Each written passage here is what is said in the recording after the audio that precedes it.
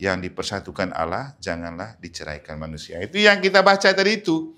Inilah spiritualitas, artinya memberikan roh kepada hidup perkawinanmu yang sudah kamu janjikan dari batas-batas manusiawi. Makanya waktu kamu janji itu apa?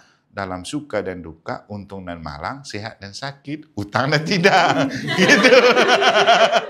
Jadi jangan spiritualitas perkawinan, dan kamu boleh profesional dalam hidup perkawinan, tapi jangan lupa spiritualitas. Nah, kembali ke cerita jalan untuk kita mempersiapkan diri menuju ke surga. Maka gereja Katolik selalu memandang pernikahan itu sebagai panggilan hidup. Karena dengan menikah, kita disiapkan untuk masuk surga. Maka ada sakramen pernikahan untuk membuat kita menjadikan pernikahan itu sebagai tanda dan saran. Dalam nama Bapa dan Putra dan Roh Kudus. Amin. Allah Bapa yang Maha Kasih, kami bersyukur untuk rahmat dan kasih sayang yang telah Engkau berikan kepada kami. Sehingga pada sore hari ini bersama anak-anak-Mu yang sedang mempersiapkan pernikahan, diberikan bekal untuk mempersiapkan diri, baik untuk perayaan perkawinan, juga menghidupkan perkawinan mereka dengan tema spiritualitas dan moral perkawinan. Semoga Engkau menjiwai hati dan pikiran kami, seluruh diri kami, seluruh pertemuan ini, dan kami mohon agar Engkau menerangi hati dan pikiran seluruh diri dan tempat ini dan sekitarnya dengan cahaya ilahi-Mu melalui sabda-Mu yang akan kami dengar. Kita baca dari Injil Matius. Tuhan bersamamu. Dan bersama roh. Inilah Injil Tuhan kita Yesus Kristus menurut Matius. Dimuliakanlah Tuhan. Setelah Yesus selesai dengan pengajarannya itu, berangkatlah ia dari Galilea dan tiba di daerah Yudea yang di seberang sungai Yordan. Orang banyak berbondong-bondong mengikuti dia, dan ia pun menyembuhkan mereka di sana. Maka datanglah orang Farisi kepadanya untuk mencobai dia. Mereka bertanya, apakah diperolehkan orang menceraikan istrinya dengan alasan apa saja? Baca. Terus ayat berikut. Cari yang besar. Jawab Yesus, tidaklah kamu baca bahwa Ia yang menciptakan manusia sejak semula menjadikan mereka laki-laki dan perempuan.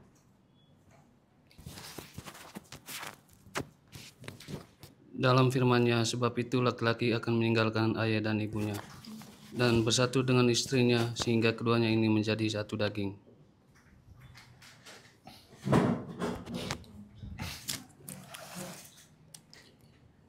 Demikianlah mereka bukan lagi dua, melainkan satu.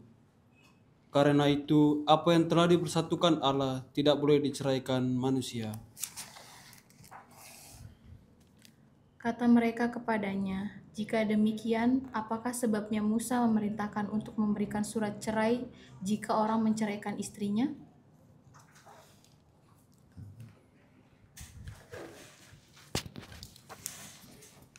Kata Yesus kepada mereka, karena ketegaran hatimu Musa mengizinkan kamu menceraikan istrimu, tetapi sejak semula tidaklah demikian. Tetapi aku berkata kepadamu, barang siapa menceraikan istrinya, kecuali karena zina, lalu kawin dengan perempuan lain, ia berbuat zina.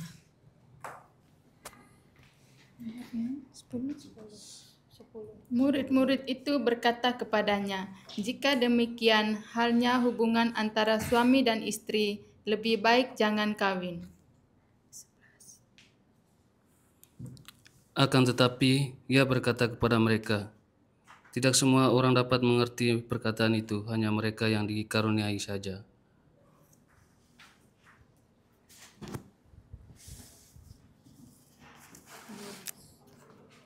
Ada orang yang tidak dapat kawin karena ia memang lahir demikian dari rahim ibunya, dan ada orang yang dijadikan demikian oleh orang lain, dan ada orang yang membuat dirinya demikian karena kemauannya sendiri, oleh karena kerajaan sorga. Siapa yang dapat mengerti, hendaklah ia mengerti. Demikianlah sabda Tuhan. frater dan para calon pasutri terkasih, ini ada satu kata-kata menarik dari yang dikatakan oleh Yesus ketika dalam Injil tadi kita mendengar bahwa jika demikian halnya hubungan antara suami dan istri, lebih baik jangan kawin. Masalahnya kamu mau kawin. Tapi berat ini. Tapi bagaimana supaya kamu tetap bisa kawin walaupun tampaknya berat? Nah, inilah kata-kata Yesus yang menarik. Kenapa pertemuan seperti ini perlu? Tidak semua orang dapat mengerti perkataan itu, hanya mereka yang dikaruniai saja. Kita imam ini kan dikaruniai khusus untuk membantu kamu mengerti dan memahami rahasia perkawinan yang memang kamu jalani, tapi kamu belum tentu tahu rahasianya. Rahasia hidup perkawinan kamu punya dan kamu bisa jaga. Tapi rahasia bagaimana supaya perkawinan itu dipandang sebagai sesuatu yang luhur dan mulia dan kudus, itu yang kamu tidak punya kan? Kamu kan kawin ini lebih karena apa? Satu, perasaan cinta yang dieksekusi dalam sentuhan fisik kan? Tapi sebenarnya di hadapan Allah itu perkawinan itu sesuatu yang luhur dan mulia, karena kalau kita ke bacaan di kitab Kejadian yang tadi saya bilang, di bagian awal kitab Kejadian bab 2 ayat 18-25 itu ada kata-kata begini. Tuhan Allah berfirman, tidak baik kalau manusia itu seorang diri saja, aku akan menjadikan penolong baginya yang sepadan dengan dia. Jadi Tuhan melihat tidak baik kalau manusia itu hidup sendiri, maka diciptakanlah seorang penolong yang lain yang sepadan dengan dia. Itulah kenapa perlu istri. Maka dari sini, ini kan kitab Kejadian. Suami istri itu inisiatif dan bentuk kepedulian Allah supaya kita laki-laki ini tidak tinggal sendiri. Karena manusia pertama diciptakan itu laki-laki, yaitu Adam. Tuhan tidak tega melihat Adam itu kesepian dan hidup sendiri, maka dibentuklah penolong yang lain. Dan untuk membentuk penolong yang lain yang duduk di samping kamu ini, ternyata bukan ambil dari orang lain, tapi ambil dari tulang rusuk. Maka di bagian berikutnya, lalu Tuhan Allah membentuk dari tanah segala binatang hutan dan segala burung di udara, dibawanyalah kepada manusia itu untuk melihat bagaimana ia menemani dan seperti nama yang diberikan manusia itu kepada tiap-tiap makhluk hidup. Demikianlah nanti nama makhluk itu. Nah, lompat ke bawah. Lalu Tuhan Allah membuat manusia itu tidur nyenyak. Ketika ia tidur, Tuhan Allah mengambil salah satu rusuk daripadanya, lalu menutup tempat itu dengan daging. Dari rusuk itu yang diambil Tuhan Allah dari manusia itu, dibangunnyalah seorang perempuan, lalu dibawanya kepada manusia itu. Lalu berkatalah manusia itu, inilah dia tulang dari tulangku dan daging dari dagingku. Ia akan dinamakan perempuan sebab ia diambil dari laki-laki. Jadi nama perempuan itu terjadi karena diambil dari laki-laki. Maka perempuan itu empunya laki-laki. Empu kan, perempuan itu berasal dari kata empu. Yang punya itu laki-laki. Nah, karena yang punya perempuan itu laki-laki, maka sebenarnya kita tidak sembarang menikah. Kalau ini saya lihat tadi, dengar tadi banyak logat Manggarainya ya. Itu kan di Manggarai itu bagus sekali kata-kata itu. Toko racap. Tulang rusuk. Dan istri adalah tulang rusuk suami. Dan berarti kan ini tulang rusuknya. Ini. Kalau ini tidak ada, berarti badan tidak bisa buat apa-apa. Dan fungsi tulang rusuk itu menopang, melindungi hati. Maka kenapa perempuan itu ambil tulang rusuk? Karena dia menopang hidup laki-laki dan melindungi hati laki-laki. Itu makanya disebut tulang rusuk. Dan yang tahu baik tulang rusuk yang pas untuk menopang laki-laki. Misalnya siapa kau nama? Loven. Sasha. Tasya. Loven dan Tasya. Kan Loven tidak tahu di perempuan mana tulang rusuknya yang pas untuk sambung dia punya ini. Kenapa? Bukan dia yang menciptakan. Orang tuanya juga tidak tahu. Tapi Tuhan yang menciptakan kita itu tahu tulang rusuk, posisi tulang kita, dan siapa yang pas untuk menopang tulang rusuk kita itu nanti. Maka jodoh itu sebenarnya penentuan Tuhan. Tapi sering terjadi, jodoh itu terjadi karena orang pikir manusia punya pilihan. Sebenarnya itu tuh penentuan Tuhan. Karena Tuhan peduli untuk menopang laki-laki, dan Tuhan tahu bahwa Dia yang menciptakan manusia, Dia juga tahu tulang yang pas untuk seseorang itu mana. Dan dalam hidup Katolik atau Kristiani, Tuhan itu memberikan seorang malaikat untuk mencari jodoh yang sesuai dengan kehendak Allah. Siapa itu? Siapa? Malaikat Rafael. Nanti kamu baca di kitab Tobit, cerita tentang Tobit dan Tobia. Bagaimana mereka dipertemukan oleh malaikat Tuhan sehingga mereka jadian. Itulah kita berbicara tentang spiritualitas perkawinan, itu berarti bicara tentang roh apa yang menggerakkan dan menjiwai kita sehingga kita itu bisa menikah. Mana ini? Jadi kan kita ngomong tentang spiritualitas dan moral perkawinan. Berarti ada dua kata di sini, spirit dan moral. Spirit itu berarti roh, maka roh apa yang menjiwai kita mau menikah. Nah, kalau saya mau tanya kamu, roh apa yang menggerakkan hati kamu untuk mau menikah? Misalnya Noven mau menikah dengan Tasya. Rasa apa yang menggerakkanmu ingin menikah dengan dia? Rasa sayang, rasa cinta. Nah, rasa itu apakah kekal dan abadi? Masa. Saya rasa kebanyakan orang rasa sayang itu lebih kuat muncul waktu masih pacaran. Nanti kalau sudah lama-lama lihat pasangan masing kusut, usang dan sudah tidak menarik lagi, rasanya juga kendor. Kamu tidak percaya? Jangankan kamu sudah menikah beberapa tahun, baru pacaran beberapa lama, pasti ada masuk masa-masa jenuh kan? Makanya ada istilah itu gelombang-gelombang cinta. Dan memang cinta itu harus berjalan dalam gelombang seperti air laut, tampak menarik karena dia punya gelombang, pasang surut. Kalau tidak ada pasang surut, berarti bukan alamiah dan manusiawi itu percintaan. Maka perlu waktu untuk bertengkar, berkelahi, tapi perlu juga waktu untuk baik. Nanti saya anjurkan kamu setelah menikah itu ikut ME, bagus itu. Karena waktu ikut ME, kamu ditata ulang untuk berpikir ulang tentang perjalanan percintaanmu mulai dari kamu jatuh cinta. Ada masa romans itu masa-masa yang asik, indah, menyenangkan. Tapi juga ada masa suram. Masa suram itu masa yang tidak asik, tidak bagus, menyakitkan. Dan bagaimana kamu tetap setia menghadapi masa-masa itu dan tetap menjadikan pasangan itu sebagai tulang rusuk. Nah, inilah pekerjaan yang tidak mudah. Dan Tuhan tahu. Kita Angelus dulu. Ada yang bisa pimpin? Ada? Ayo, frater. Bapa dan Putra dan Roh Kudus. Amin. Makanya pun mengandung dari Roh Kudus. Salam Maria, penuh rahmat, Tuhan sertamu.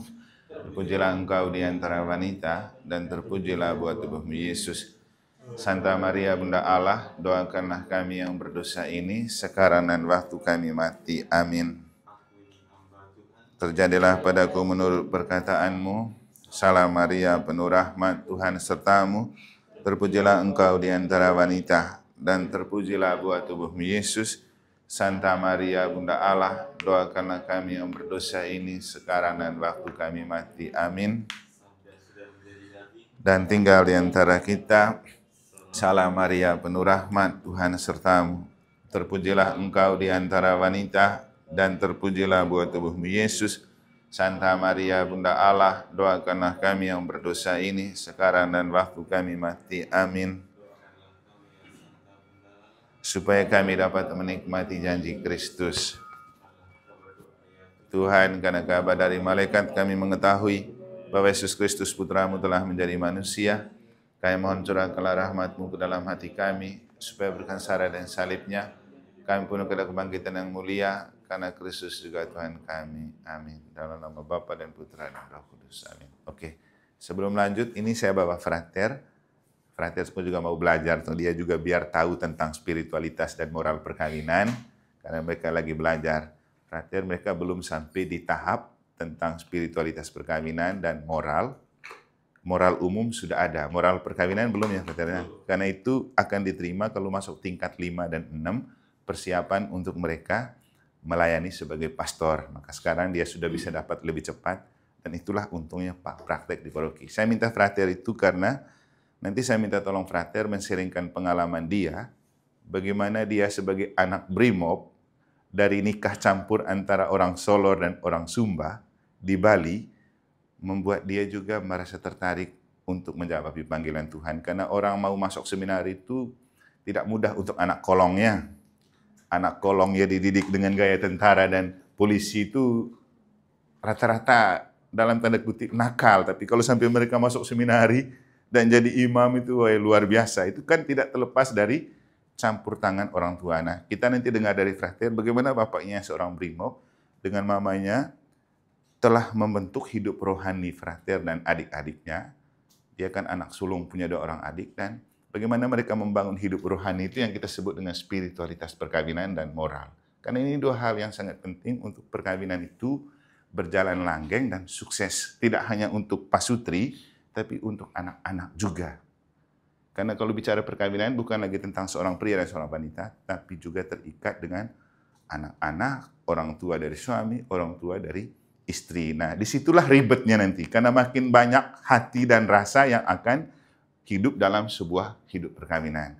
Tapi bagaimana dalam kondisi seperti itu kamu tetap standby, oke, tetap langgeng. Nah, inilah yang kita perlu dengan spiritualitas.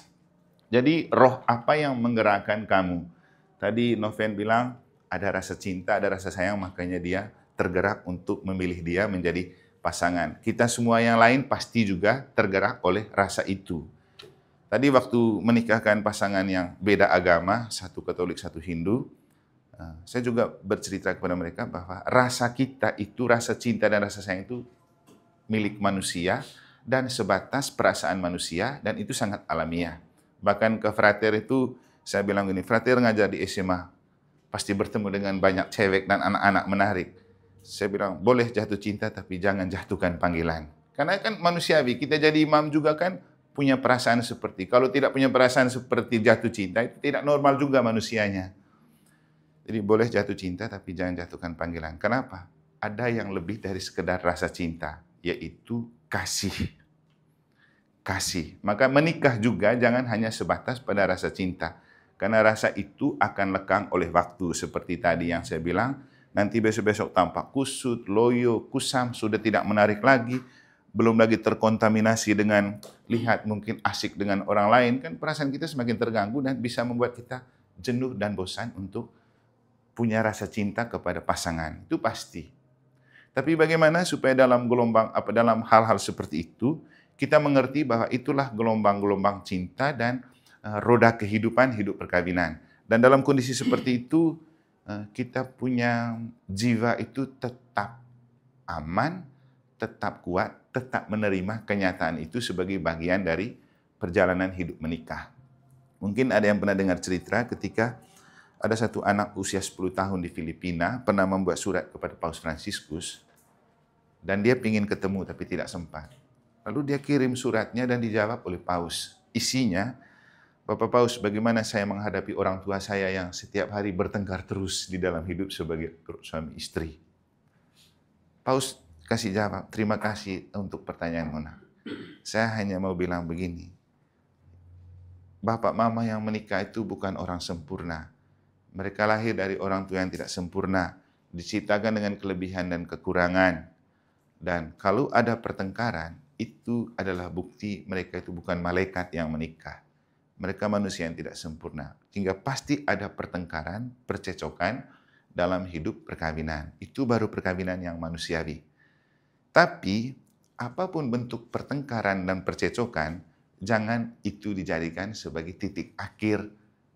Karena kalau ikut ME yang saya bilang tadi itu kan kamu akan menerima bahwa kita bertengkar untuk makin mesra. Kita cekcok untuk makin cocok. Tapi bagaimana mengubah pertengkaran jadi kemesraan, percecokan jadi kecocokan? Nah, ini yang perlu kita butuh spiritualitas. Roh Tuhan yang membantu, menggerakkan, dan melengkapi keterbatasan manusiawi kita, supaya dalam rasa manusiawi kita yang terbatas, kuasa Tuhan yang melingkupi hati dan perasaan dan pikiran kita. Maka butuh anugerah Roh Kudus. Maka spiritualitas itu artinya Roh Kudus yang bekerja di dalam hati dan diri kita. Dan kamu tahu, 7 buah karunia roh, karunia pertama itu apa? Apa? Dari 7 buah karunia roh, karunia pertama adalah kasih. Ini karunia pertama. Dan akhirnya kita akan menikah bukan hanya sekedar mencintai, tapi bagaimana melengkapi dan melingkupi cinta itu dengan kasih Tuhan. Nah, dalam hidup perkawinan, 2 bacaan tadi kan bacaan yang sering dipakai untuk orang menikah nih. Menikah yang 1 minggu lalu. Sedangkan tadi yang menikah itu mereka pakai bacaan dari surat 1 Petrus yang di dalamnya bicara tentang kasih. Ternyata kasih itu bukan soal kita yang saling mengasihi, tapi Allah yang lebih dahulu mengasihi kita. Setelah Allah mengasihi kita, kita mengasihi pasangan kita. Jadi melihat pasangan sebagai bentuk kehadiran Allah, karena kita mau mengasihi Allah, dibuktikan dengan mengasihi pasangan. Itulah kasih. Dan dalam bacaan Injil yang mereka pakai, kan pakai kata-kata Yesus begini, tinggallah dalam kasihku. Sama seperti Bapa telah mengasihi aku, demikian juga aku telah mengasihi kamu, tinggallah dalam kasihku itu. Nah, itu ajakan Yesus untuk orang menikah. Dan ajakan itu adalah ajakan spiritualitas yang bertumpu pada Roh Kudus. Maka kalau bicara spiritualitas perkawinan, artinya kamu membiarkan hidup perkawinanmu dijiwai dan dikuasai oleh Roh Kudus. Karena juga begini, saya tadi kasih contoh begini ke mereka. Ada kan saya pernah baca story dan status dari salah satu umat yang bunyinya begini, jangan beri sesuatu kepada orang karena kasihan, tapi karena kasih. Kamu juga jangan mencintai kamu punya pasangan karena kasihan. Karena Noven kasihan sama ini, saya jadikan kamu istri. Jangan, tapi karena kasih. Bedanya kasihan dan kasih itu saya kasih contoh begini tadi. Kalau di Manggarai kasih itu kan gini, ini kasih. Artinya saya kasih dia ini kita suci. Tidak ada lagi sisa untuk saya kan? Karena saya sudah kasih dia, beri dia. Itu kasih total dan tuntas. Tapi kalau kasihan, kau tadi tidak bawa kita suci, sudah pinjam dulu punya saya untuk kau baca. Karena saya kasihan daripada kau tidak bisa baca. Habis itu nanti kembali ke saya. Atau sisanya ada di saya. Atau kamu laki-laki ini kan contoh yang paling konkret itu merokok. Saya tadi kasih contoh begitu. Kita merokok dengan teman. Lihat teman kita tidak ada rokok. Karena kita kasihan sudah kau isap. Sama ini kasih keluar isap ini. Ambil 1-2 batang. Atau zaman-zaman dulu kita sekolah itu ada istilah STM. Karena kasihan teman tidak merokok, kasih STM dong. Itu kan karena kasihan. Tapi kalau karena kasih, dia tidak bilang STM. Kasih aja 1 batang. Atau kasih semua 1 bungkus, tidak ada sisa lagi. Itu namanya kasih, beri habis. Dan hidup perkawinan itu bukan tentang kasihan kepada pasangan. Saya sering menemukan orang bahwa, kenapa kamu menikah dengan dia? Saya kasihan. Kak, salah. Karena kasihan itu mengandung untung, bahwa mengandung konsekuensi. Kau tidak beri semua, beri sebagian. Dan itu jadi masalah. Karena jadi nantinya begini, kalau kasihan, masih ada yang tersisa. Nanti lihat lagi perempuan lain, kasihan lagi dia kan, kasih lagi kan, gitu. Nah, masalah perkawinan itu terjadi terlalu banyak kasihan. Kenapa kemudian kamu kok kecantol sama dia? Aduh, kasihan, lihat dia rumah ditelantarkan sama suaminya. Atau kasihan, saya lihat dia dimarahi terus sama istrinya. Makanya saya mau mendampingi dia. Kalau model kayak gitu tidak bisa. Jadi kasih itu 100%. Kasihan itu boleh 10, 20, 50%. Dan kamu menikah harus dengan kasih. Dan kasih adalah buah Roh Kudus yang pertama. Dan bahkan Rasul Yohanes pernah melukiskan Allah adalah kasih. Berarti kalau bicara spiritualitas perkawinan, artinya kamu menjiwai hidup perkawinanmu dengan Allah sendiri. Karena memang kita menikah karena kepedulian Allah. Di kitab Kejadian tadi itu Allah yang merasa tidak baik kalau seorang laki-laki itu hidup sendiri. Maka dia memberikan penolong yang lain. Jadi menikah itu panggilan, pilihan Allah. Bahkan dalam Injil Yesus bilang apa? bukan kamu yang memilih aku, tapi akulah yang memilih kamu. Demikian juga misalnya kamu dua. Kau punya nama siapa? Angel sebelahnya? Marcel. Kan Marcel kan kemudian bukan Marcel yang memilih Angel jadi istrinya, tapi Allah yang memilih Angel jadi istrinya Marcel. Demikian juga Marcel bukan Angel yang memilih, tapi Allah yang memilih Marcel untuk jadi pasangannya Angel.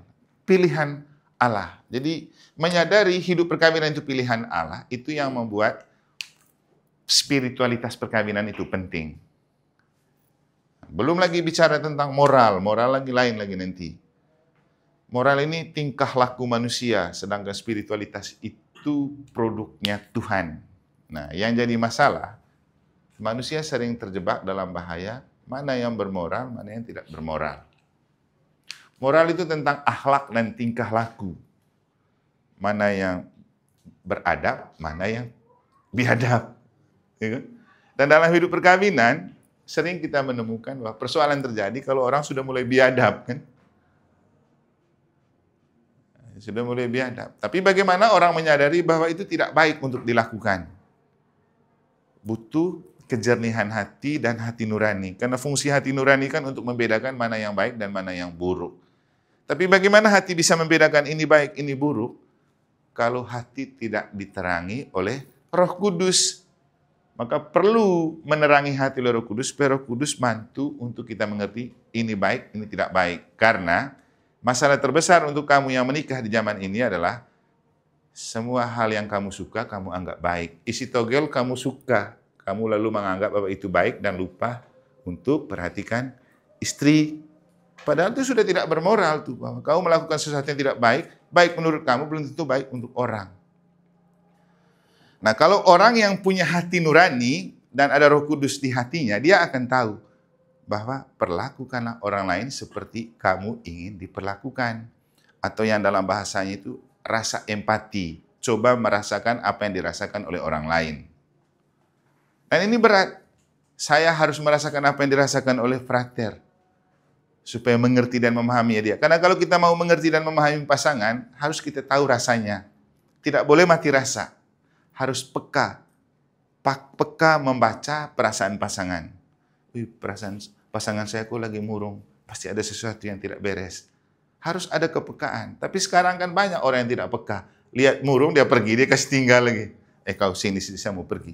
Padahal kalau sudah mulai murung, ada sesuatu yang perlu diobati dari perasaannya. Yaitu apa? Obat perasaan itu apa? Hah? Ya bisa juga kasih. Bentuk konkretnya apa? Dari kasih. Sebenarnya kalau, apa ya fantasnya? Kalau orang lihat lagi merana murung, apa yang harus dilakukan?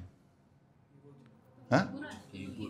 Iya, menghibur, dibujuk. Tapi sebelum kita menghibur dan dibujuk, apa yang harus dilakukan?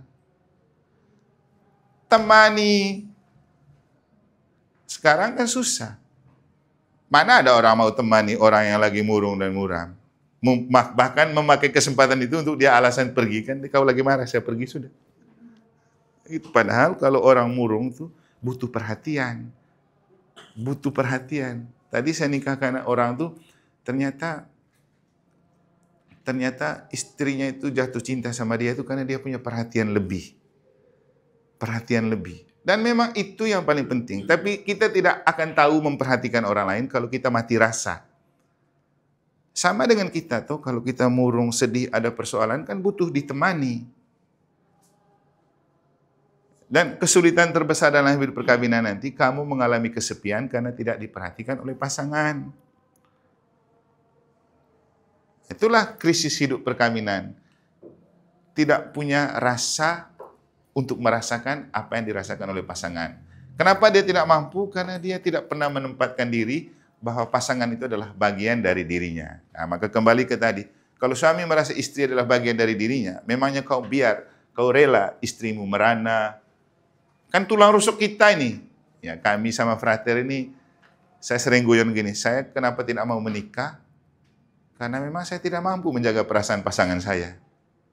Setelah saya berpikir dan ikut ME, karena di ME itu kita akan diasah lagi untuk membedakan mana perasaan dan pikiran. Dan kalau bercinta itu bukan masalah pikiran, itu masalah perasaan.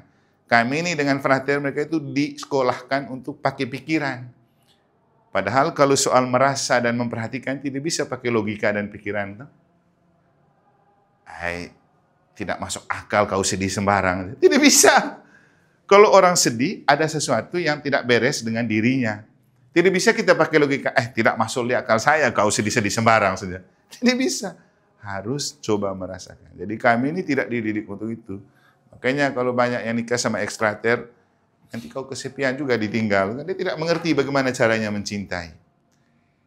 Ya, kalau karena dia belajar filsafat dan logika, terus kamu yang tidak belajar filsafat dan logika itu lebih buruk lagi dari orang yang itu kan. Apa? Tidak punya rasa untuk mengerti perasaan orang. Jadi kembali ke spiritualitas dan moralitas. Kalau tidak ada Roh Kudus yang menghuni hati, memang kita tidak akan punya rasa untuk bisa merasakan perasaan hati pasangan.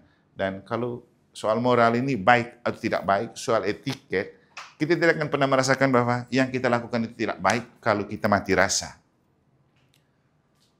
Banyak begitu saya ketemukan, kok bisa ya orang sudah menikah, sudah punya istri anak, dia dapat gaji, dia sibuk judi online, terus istri anaknya susah untuk cari beras dan beli ikan.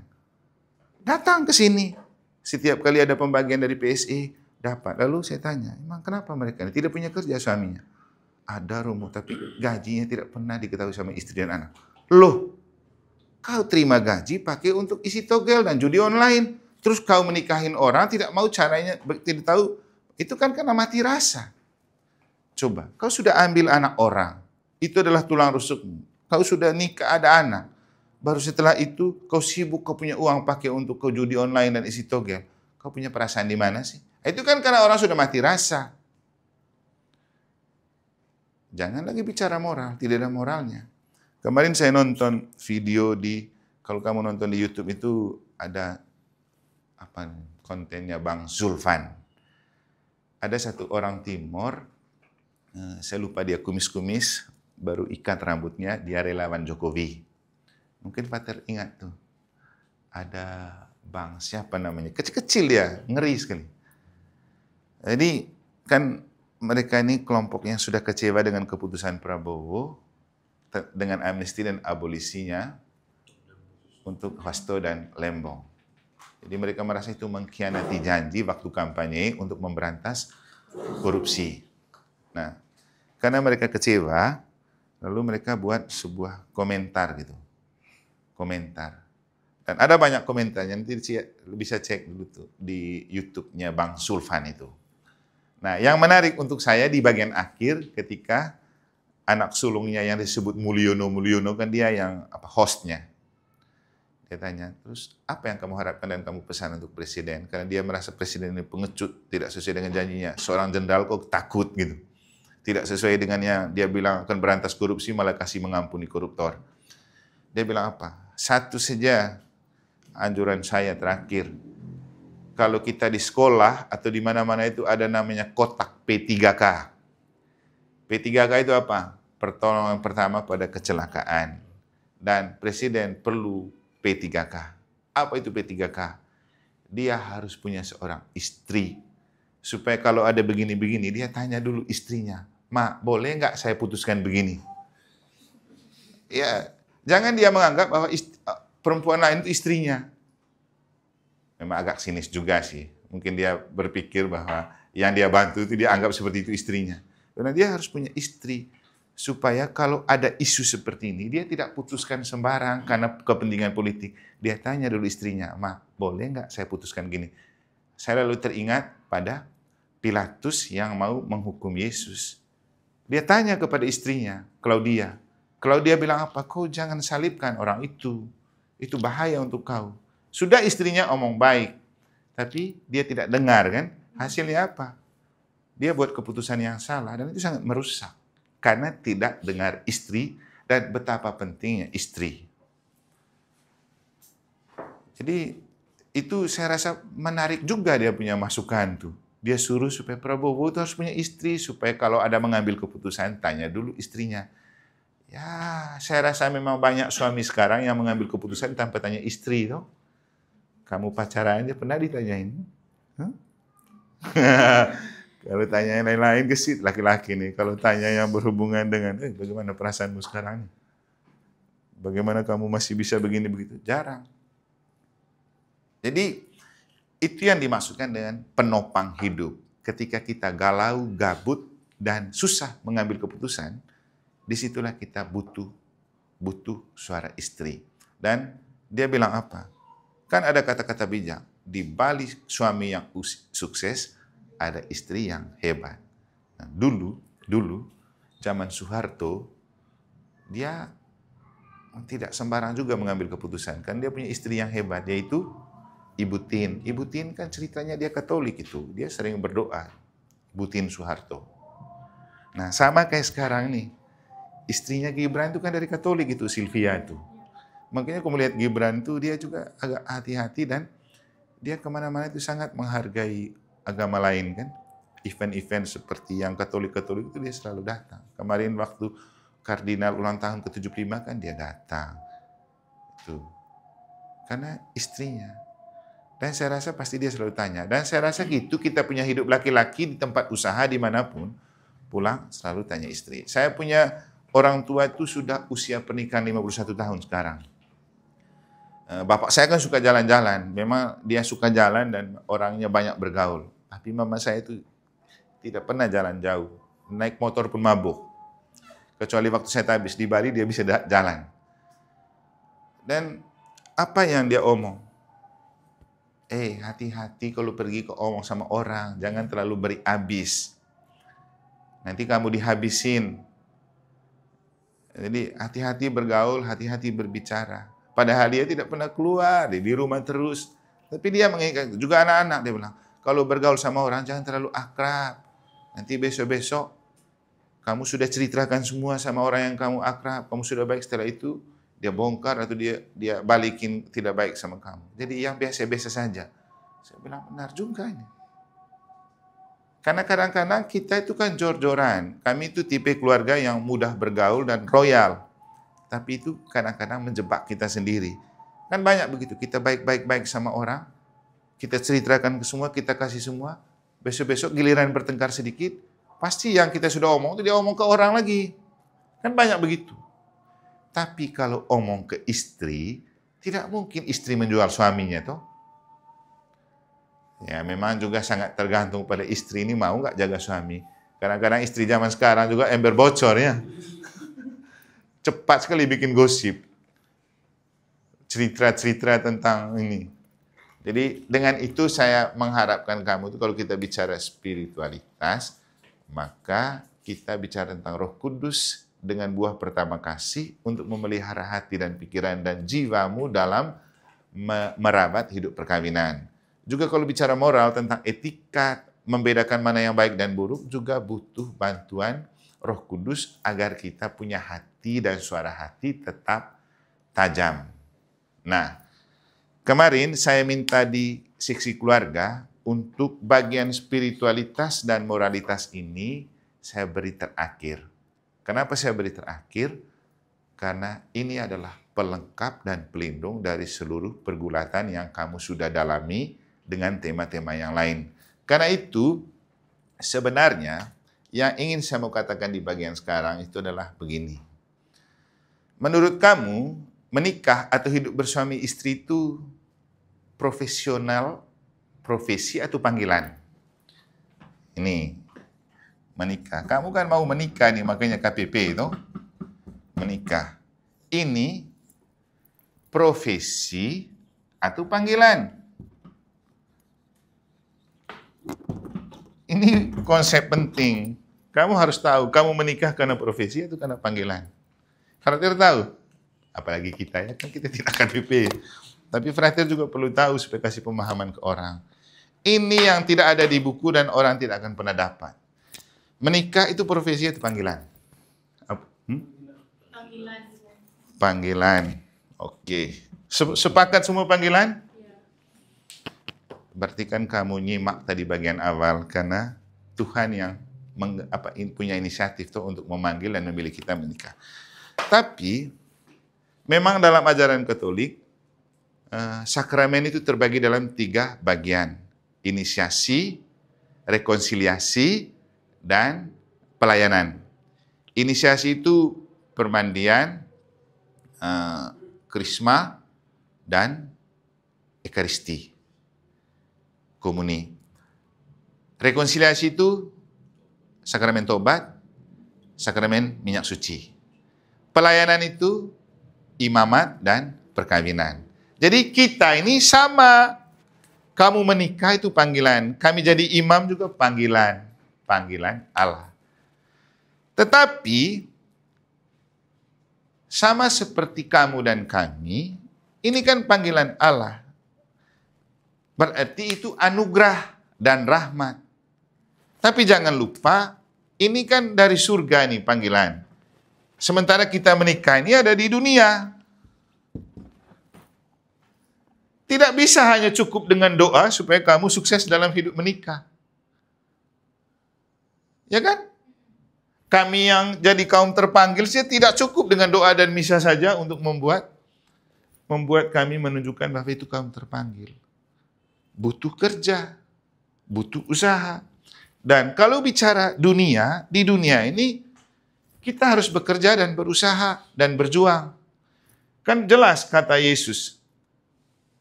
Waktu Yesus berdoa di hadapan Bapa, dia bilang apa? Bapa, aku berdoa untuk mereka yang aku tinggalkan di dunia. Seperti Bapa tahu, aku dan mereka kan bukan dari dunia. Aku datang dari Bapa, aku datang ke dunia. Sekarang aku kembali kepada Bapa, tapi mereka masih di dunia. Peliharalah mereka yang sedang berada di dunia. Dan di dunia ini kita itu numpang lewat, kos istilahnya.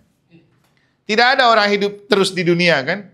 Di kitab suci Mazmur itu batas usia manusia itu 70 atau 80 tahun jika kuat. Syukur kalau lebih juga tersiksa kita ya. Kencing di celana, iya. Jahe sebarang, iya. Ya. Itu kalau terlalu tua juga tidak enak. Saya ganggu-ganggu gini sama Romo Cecik. Kayak sudah 26 tahun hidup imamat. Kami ini masih belum. Sudahlah, sudah cukup mengabdi selama 26 tahun.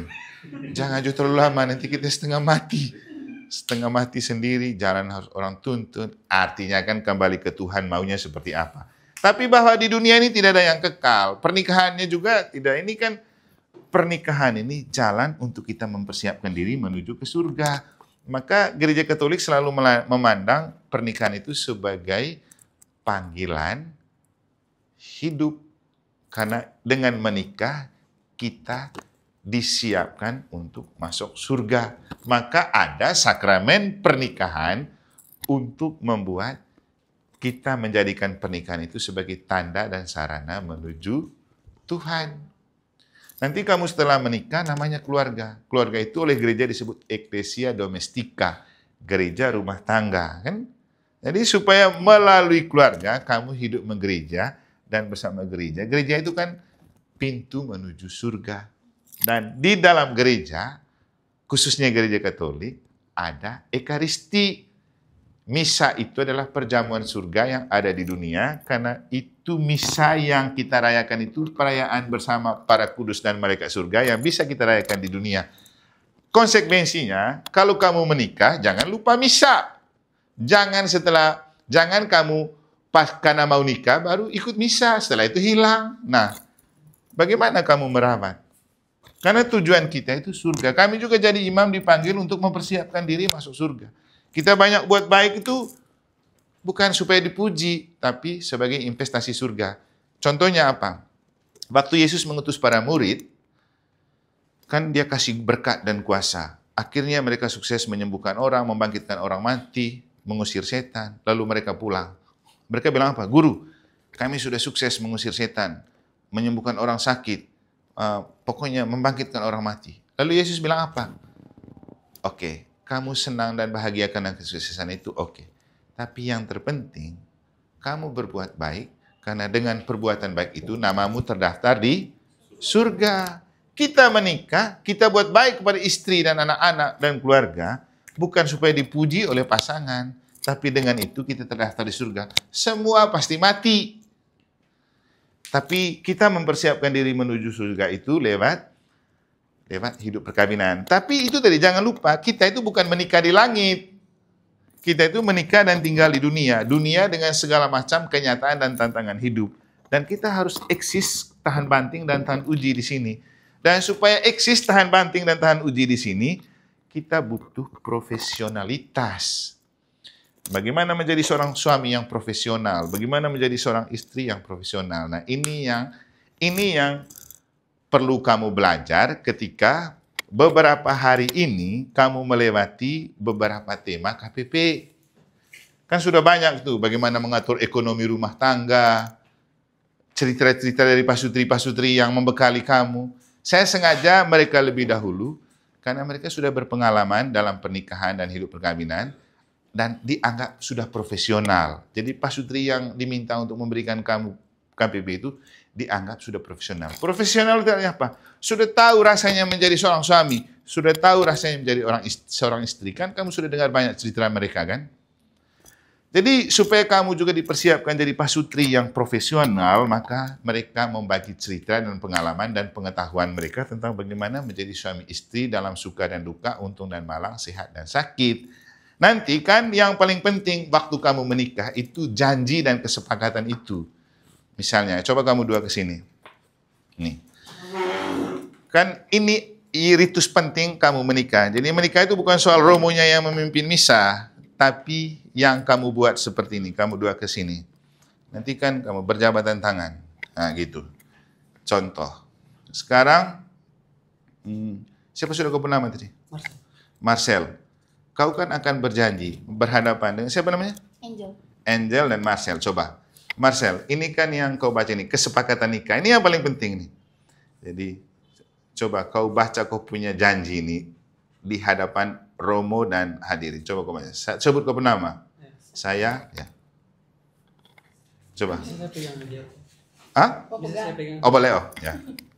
Supaya bisa baca, ya. Lihat mukanya kan waktu nikah, toh. Ini kan latihan. Ya, coba. Coba. Saya Marcelinus Andreheko Altibur, memilih Litwina Angelika menjadi istri saya. Saya berjanji untuk setia mengabdi diri kepadamu dalam utang lagi. Baik juga, pas tuh. Kan memang tidak mungkin gitu utang. Terus. ya, terus. Kau jangan pikir utang dulu ini. Terus. Dalam untung dan malam, di waktu sehat dan sakit, saya mau mengasihi dan menghormatimu sepanjang hidup saya. Nah, balas sekarang. Angel, pegang. Saya, Lidwina Angelika, memilihmu Marcelinus Andreheko Altibur menjadi suami saya. Saya berjanji untuk setia mengabdikan diri kepadamu dalam untung dan malang, di waktu sehat dan sakit. Saya mau menghormatimu sepanjang hidup. Nah, ini, coba kamu tetap pegang di situ. Inilah inti dari pernikahan. Bukan soal kamu masuk keluar salon, dipoles bagaimana, siap pesta di ini. Ini sepakat ini yang lebih penting. Lalu Romo itu kan ada stola kita. Nanti kamu punya tangan berdua nih. Coba dibalut stola lalu diberkati Romo. Kata-katanya begini. Ini kan peneguhan dari pastor. Semoga Tuhan memperteguh janji dan berkenan melimpahkan berkatnya kepada kalian yang berdua. Yang dipersatukan Allah, janganlah diceraikan manusia. Itu yang kita baca tadi itu. Inilah spiritualitas. Artinya memberikan roh kepada hidup perkawinanmu yang sudah kamu janjikan dari batas-batas manusiawi. Makanya waktu kamu janji itu apa? Dalam suka dan duka, untung dan malang, sehat dan sakit, utang dan tidak. Gitu. Jadi jangan bilang, karena banyak juga gitu. Kenapa kau tidak mau lagi? Dia sudah utangnya makin banyak. Tuh. Tapi saya rasa brother, nanti ingatkan brother. Ini tambah satu, ini gerakan Roh Kudus ini, Marcel ini. Jadi bukan hanya untung dan malang, tapi utang dan tidak berutang. Karena itu tidak bisa diingkari bahwa kita pasti ada utang juga kalau sudah menikah. Sudah. Nah, itu. Jadi kamu kan berjanji bukan karena kamu sempurna. Jadi setia dalam suka, duka, untung, malang, sehat, sakit, dan kata-kata ini. Saya mau mengasihi dan menghormatimu sepanjang hidup. Ini ada dua, mengasihi dan menghormati. Ini yang orang lupa setelah menikah kan? Kenapa? pikir lagi utang, sudah pesta nikah, jadi masih banyak utang di sana, di sini. Lupa mengasihi dan menghormati. Ini, kalau bicara moral, maka bicara tentang bagaimana mengasihi dan menghormati pasangan. Memperlakukan dia seperti kita ingin diperlakukan. Apalagi dia itu tulang rusuk kita. Masa kita tidak hargai diri kita sendiri? Itu kan bagian tulangmu, tulang dari tulangku. Inilah adalah tulang dari tulangku dan daging dari dagingku. Masa kau merusakkan daging dan tulangmu sendiri? Istrimu itu yang kemudian disebut tulang rusuk. Jangan kemudian lebih suka tulang ribis daripada tulang istrinya, daripada istrinya. Soalnya begitu juga sering terjadi. Jadi inilah hal-hal yang Romo ingin sampaikan kepada kamu. Paling penting begini, kita harus mendirikan hidup perkawinan itu di atas profesionalitas dan spiritualitas.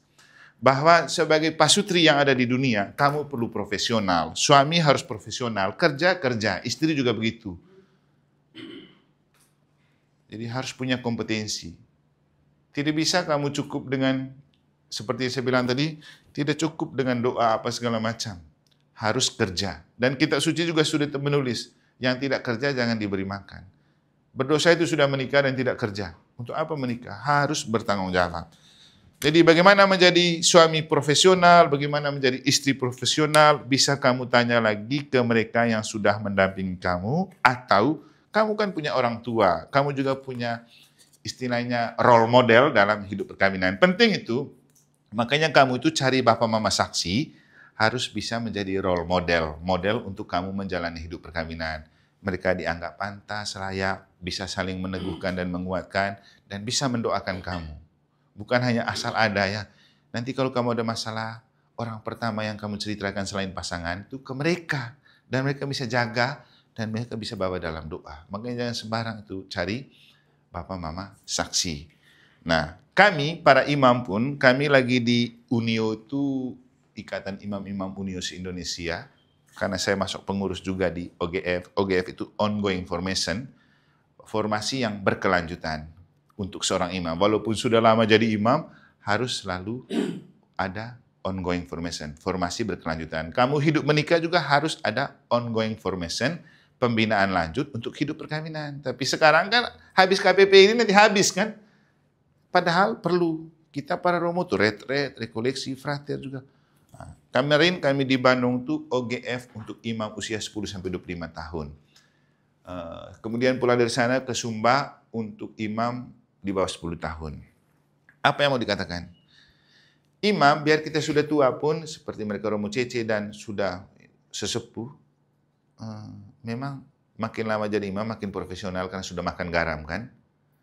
Tapi seringkali ketika kita fokus dengan profesionalitas, kita lupa spiritualitas, kerohanian.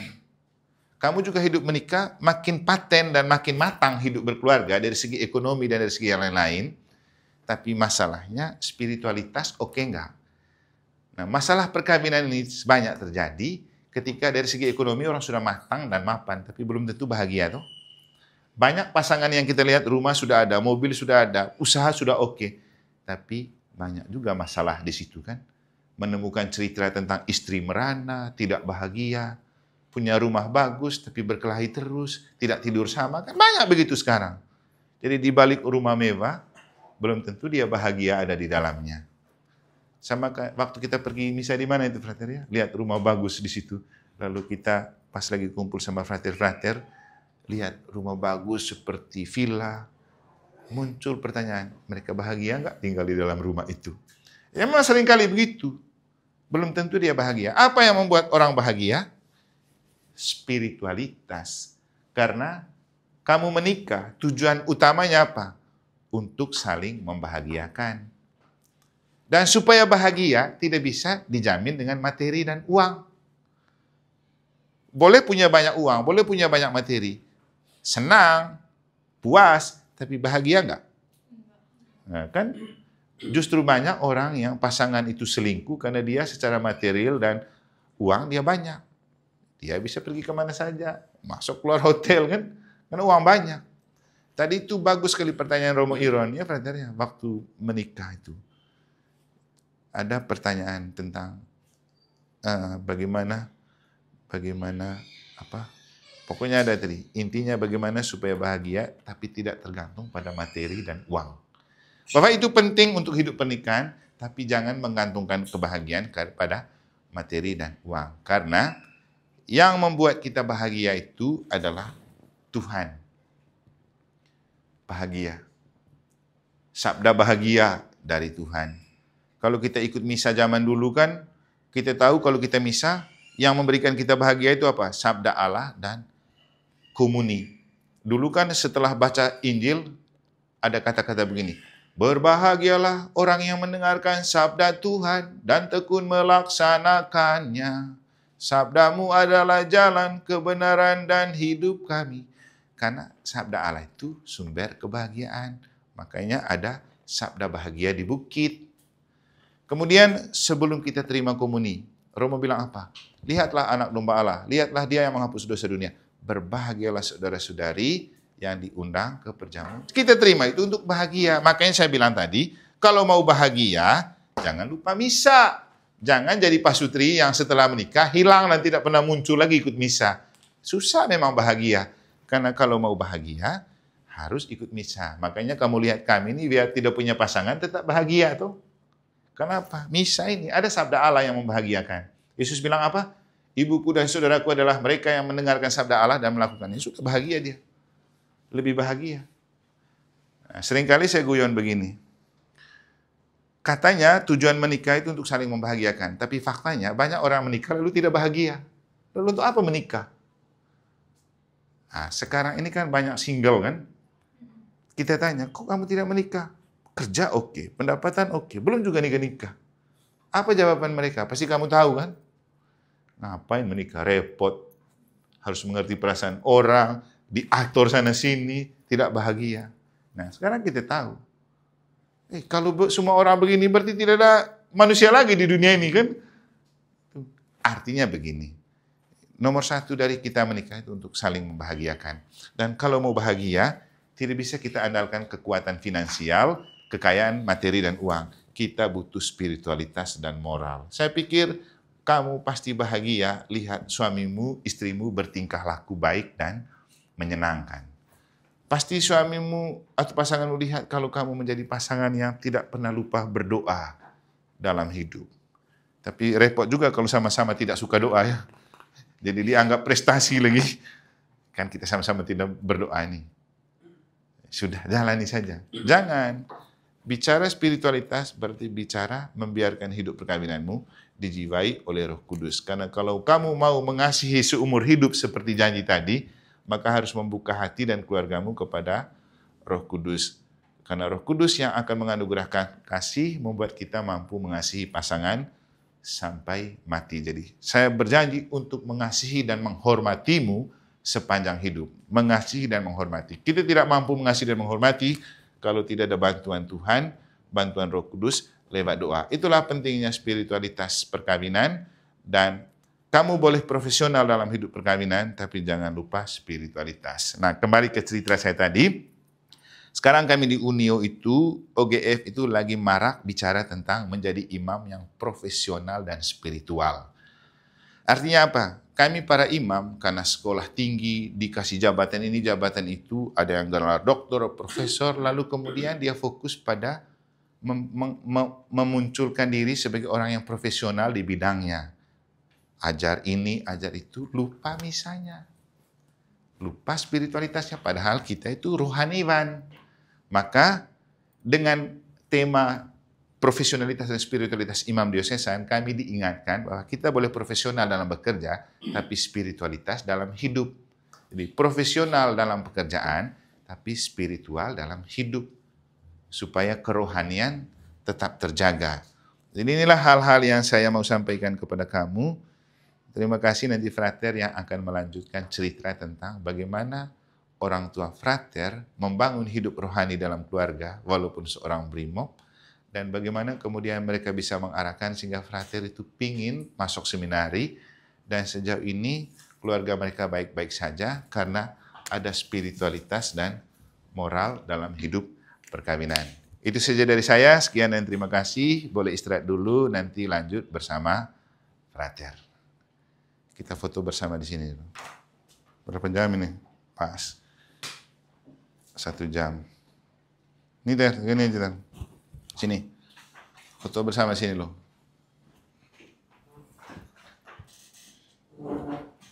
Sini.